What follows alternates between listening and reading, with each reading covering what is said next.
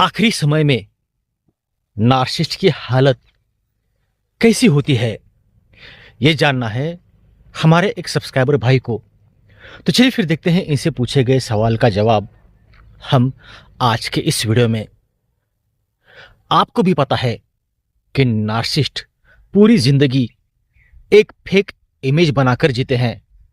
वो दुनिया को दिखाते हैं कि वो बहुत शक्तिशाली, परफेक्ट और कंट्रोल में है, लेकिन असलियत ये है कि अंदर से वो बहुत खाली और डरे हुए होते हैं।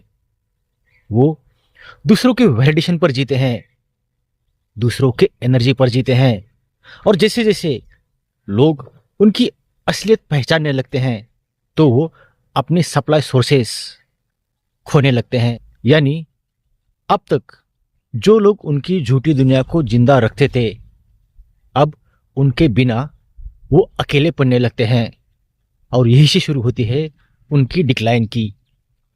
अब उनकी नकली इमेज टूटने लगती है, उनके चारों तरफ के लोग उनसे दूरी बनाने लगते हैं, और पहली बार उन्हें महसूस होता है कि उसने अपनी पूरी जिंदगी कंट्रोल और झूठ में बर्बाद कर दी।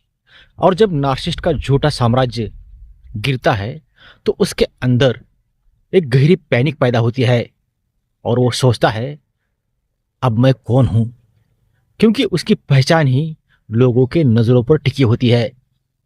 अब जब लोग उससे छोड़ देते हैं तो वो अकेलेपन से पागल हो जाता है।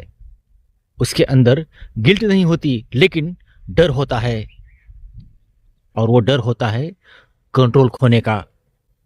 तो बार बार अपनी एक्स सप्लाई से संपर्क करने की कोशिश करता है, नई सप्लाई ढूंढने की हर वक्त कोशिश करता रहता है, लेकिन धीरे धीरे हर कोई उससे दूरी बनाने लगता है, क्योंकि अब उसका करिश्मा, उसका मैनिपुलेशन टेक्निक अब किसी पर भी काम नहीं करता।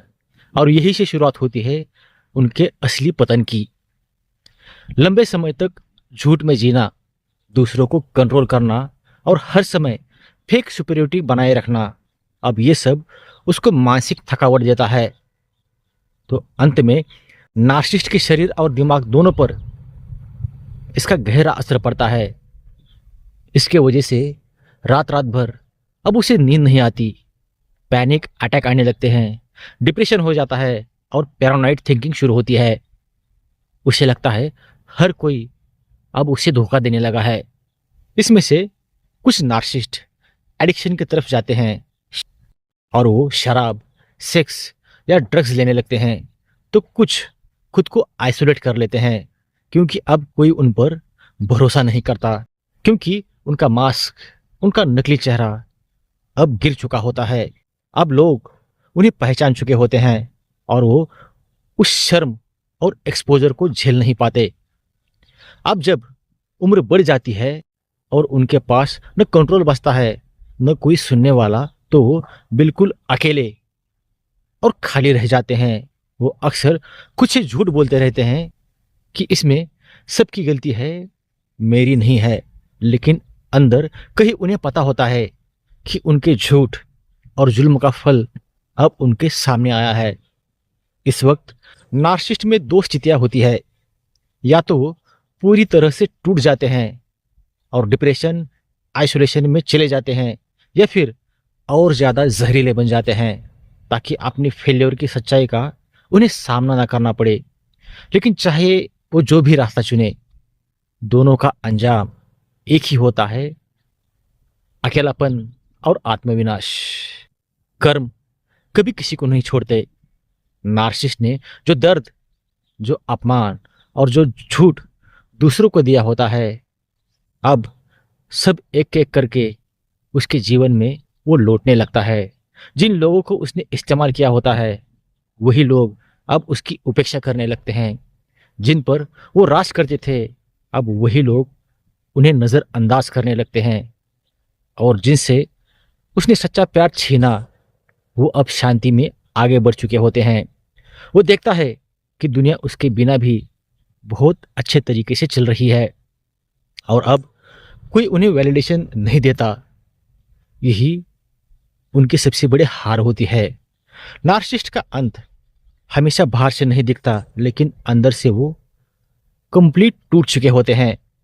उनका मन, आत्मा और पहचान सब बिखर चुका होता है। अगर आपने भी किसी नार्सिसिस्ट का सफर झेला है तो याद रखिए, आपकी साइलेंस, आपकी हीलिंग उसके लिए सबसे बड़ी सजा है, क्योंकि अंत में जीत हमेशा सत्य की होती है और झूठ का साम्राज्य हमेशा ढहता है। तो आज का वीडियो यहीं पर ख़त्म हो जाता है। अगर आप किसी नार्सिसिस्टिक रिलेशनशिप में फंसे हैं और वहाँ से बाहर निकलना चाहते हैं तो बाहर निकलने में मैं आपकी 100% हेल्प करूँगा, जिसके लिए डिस्क्रिप्शन बॉक्स में मैंने अपना पर्सनल व्हाट्सअप नंबर दिया है, उस पर आप लोग मुझे कॉन्टैक्ट कर सकते हैं। वीडियो देखने के लिए और अपना कीमती समय देने के लिए आप सभी लोगों का दिल से धन्यवाद। Thank you.